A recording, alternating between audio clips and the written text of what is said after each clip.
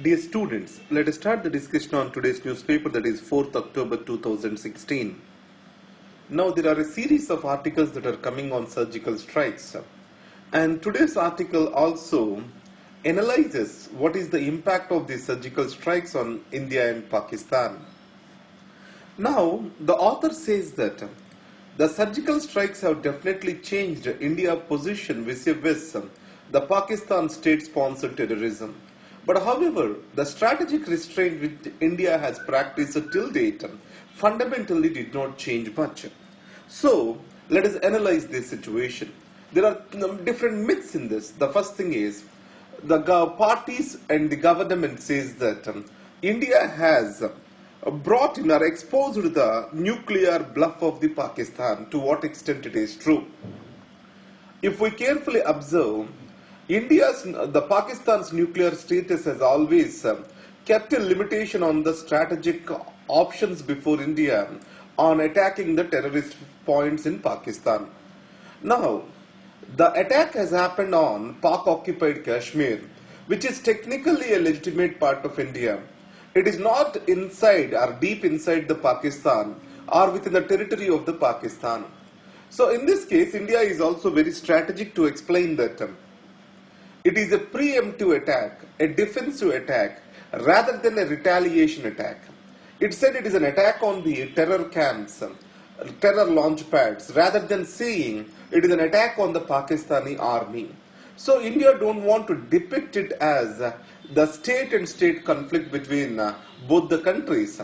India wants to show this. India is dismantling the terror infrastructure which is there on the other side of the LOC. And the second thing is, in India, many of the strategists say that the cold start doctrine is being practiced, or else India has got new choices in the conventional warfare, and the cold start doctrine is being advanced through this surgical strikes. What is this cold start doctrine? If you take the Second World War, there is blitzkrieg, or fast, swift movement of the army before the opponent reacts. So, before the Pakistan army reacts, swiftly we need to conquer the important areas of the Pakistan and need to come back. This is what is called as cold start doctrine. Now, Pakistan, for this what it says is, it is building the tactical nuclear weapons to control the forward movement of the Indian army under the cold start doctrine. So, these surgical attacks, they are never or they are not an exposure of the India's cold start doctrine. They do not give any new strategic choices for India with regard to the war with Pakistan is concerned. So both the parties, either India and Pakistan, their major aim is to de-escalate the tensions. That is the reason why the national security advisors of both the lines, both the sides, they immediately spoke. The DGMOs, Director Generals of Military Operations, also spoke with each other, and it has been clearly conveyed to Pakistan that Indian side is not interested in further escalating the matters. Now, another issue is the strategic restraint. Is it been done away with for India? No, India did not get away from strategic restraint. It has still maintained it. That is the reason why it has kept the communication channels open, and it has took every step to not to escalate the matters. But what is the advantage of these surgical strikes? Till now, whenever there is a terrorist attack in India, so no action, no military action happened. So as we have resorted to the military action, it's a strong message to the Pakistan that the status quo is no more accepted. There can be surprise attacks from Indian side. So that may dissuade the Pakistan from taking up the attacks further. These are the important points.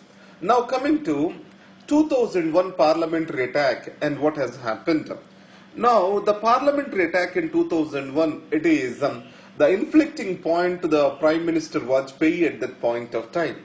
So here it is seen as an attack on Indian democracy. At the same time, US is very much involved with Pakistan for its own advantage in Afghanistan. But on the Indian side, the situation was different.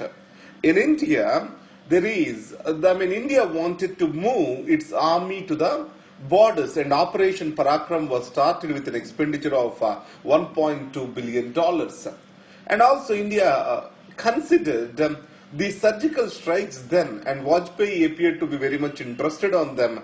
But however, India moved away from that in the last minute, and this forward mobilization of the army also did not yield much results. So, when India has attacked, if India would have attacked the terrorist camps, which are isolated from the civilian population, and the attacks, if they are precise, are precision-based attacks, how could have been the Pakistan reaction? Pakistan, over a time, it could have mixed the terror training camps midst of the schools, colleges, etc. Because of this, the civilian population will also get affected, and that would have become a weapon in the hands of the Pakistan to defame India. So in this context, Pakistan has many dirty tricks in its rule book of intelligence. So India also has to use its diplomatic channels strongly to dissuade the Pakistan from using terror as a state policy. Now in black and white, it is about income declaration scheme. Now almost around 65,000 crores of undisclosed income was declared under the income declaration scheme. Now, that's a significant amount, and government is going to gain around 30,000 crore rupees in the form of taxes. But it is the tip of the iceberg if you take the total volume of the money in India or undeclared money in India. So what has to be done? The first thing is the cashless transactions have to be avoided.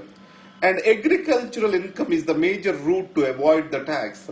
So the wealthy farmers shall be brought in. Our agricultural incomes of the wealthy farmers also shall be brought into the income tax net.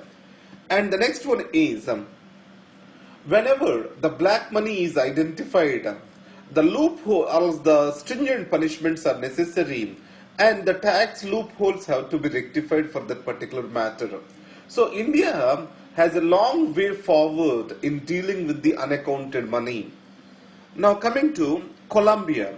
In Colombia, there was a peace deal between the guerrillas, that is Revolutionary Armed Forces of Colombia, and the government.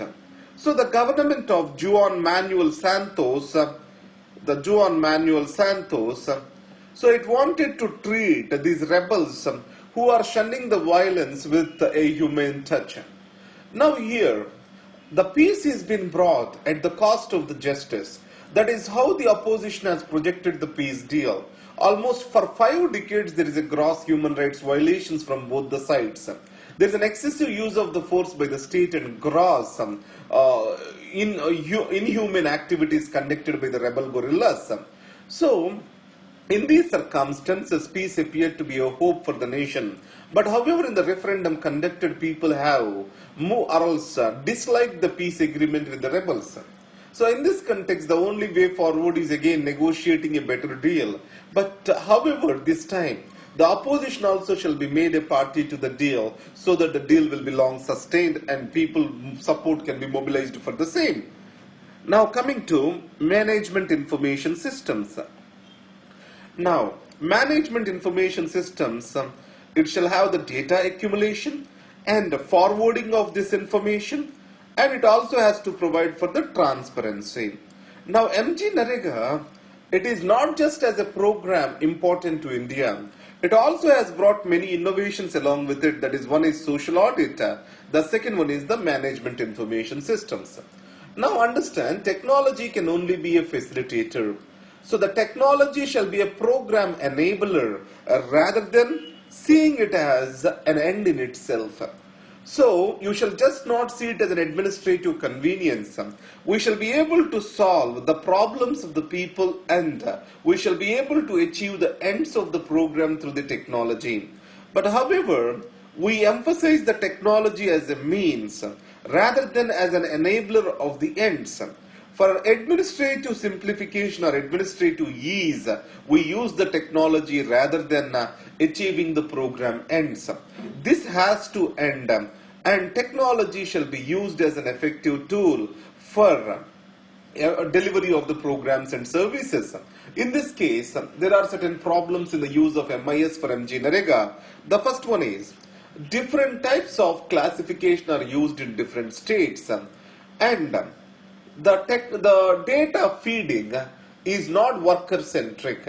It means that the data is not being fed into MIS in real time, and the terms used or the words used in the MIS vary from place to place, etc. There is no universal database is developed or explanation of the terms is been presented. So that's why for the MIS to understand the information properly, a data dictionary is to be maintained. So these are the improvements necessary. Coming to the Nobel Prize to Medicine. So a Japanese researcher, that is Hoshinori Osumi, he has won the Nobel Prize for the medicine. So what did he found out? That is autophagy. So now, how a cell death occurs? The cell releases certain transmitters. So these automatically kill the cell. This is how slowly the death occurs at a later stage. So this is what is called autophagy, an important factor in the cell repair and also in the case of the cell death. So this is critical for understanding the degenerative diseases such as Alzheimer's and diabetes, and also to understand aging in the human beings. So this autophagy, these factors responsible for that is been taken up, understood or taught to us by Hoshinori Osumi of the Japan, and for this he is being awarded the Nobel Prize. Now let's come back to the defense deals. The Rafale deal India has signed with 59,000 crores of rupees as an offset clause. What is this offset clause? The 50% of the product it has to be manufactured in India. For that, the Dassault Aviation has made an agreement with Reliance Infrastructure to develop this particular 50% of the offset value. So it is a positive development with regard to Make in India and also for the development of military industrial complex in the country. Now, US and Russia, if you take about, President Putin has ordered that and plutonium disposal agreement has to be stalled. So according to this agreement, weapons grade plutonium has to be removed from the defense programs. So this is a key step in the disarmament process. That is lack of confidence or else US not providing for confidence with Russia with various actions. It has led to the Russia to take this decision according to the President Putin.